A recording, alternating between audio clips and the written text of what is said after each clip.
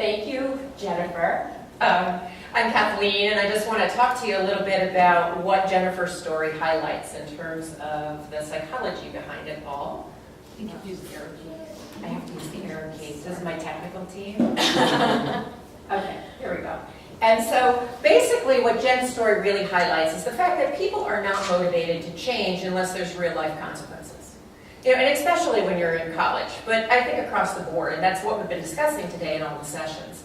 And so for Jen, she went off to school and she just wanted to have fun, she wanted to meet new people, and it really, as she said, so honestly, student debt and loans didn't really hit her radar screen. And I think that's the problem with most financial literacy training or financial literacy programs, is that they tend to assume that the user is going to learn for learning's sake. Now, if that was the case, I think we would have a much more financially literate country. In fact, people only learn about finances when they are motivated by some sort of emotional trigger or pain or life circumstance. So when we sat down and thought about how are we going to develop SALT to really reach the end user, we had to think about them not as just users, not as just college students, but actually as human beings. And this is what human beings typically do when they start to change behavior. We considered a couple of different, I'm so used to using that, sorry kids. We considered a couple of different things when we were looking at how we were going to build this model. Number one, we looked at the stages of change model. Now, for anybody who's been in healthcare or wealth or wellness, are you familiar with this model at all? Or have people heard of this before? A little bit, okay. So basically the stages of change model was developed in the 70s and 80s by two professors down at the University of Rhode Island, and they were studying what made one person successful in quitting smoking versus another who was not. And what they found out was that when people are changing a negative behavior or adapting a new behavior, what ends up happening is they go through these series of stages. And they came up with this model. Now, since that time, it's really been applied to finance and a bunch of other things.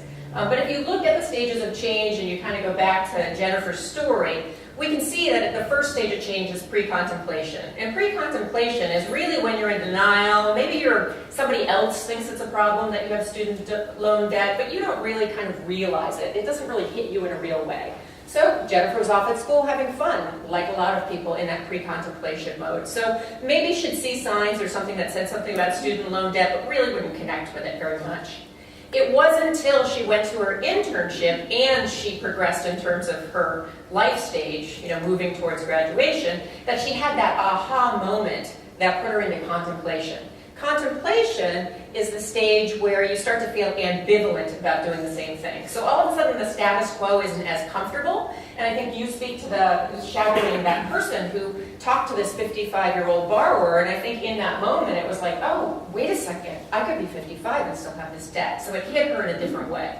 So she moved from contemplation, then moved into preparation. Preparation is when you're preparing to change. And so as she was doing her internship and working on some of the SALT different lessons and tools and content, for the first time she inputted her data and really looked at what would I have to do or what decisions would I have to make in order to take care of my debt going forward. Obviously, then she moved into action, and she'll share what that action is a little bit later in our presentation. Action is where we want all people to be. Wouldn't it be great if everybody showed up to whatever you're designing or to your financial institution, or even if you're a professor, and was in action mode? It's not humanly possible. We're in action actually less than we're in any of those other stages. And then of course there's maintenance, and maintenance involves doing something consistently over time until it develops into a habit, until it becomes part of what we naturally do. So we incorporated the stages of behavioral change into the model. The other thing you need to know is it's not linear. People can cycle back and forth around different behaviors and go through different stages. So it's more complicated than just that little chart shows. In addition to how people change, we also had to sit down and think, well, who are our SALT users? Who is the SALT generation? How do they think? How do they learn?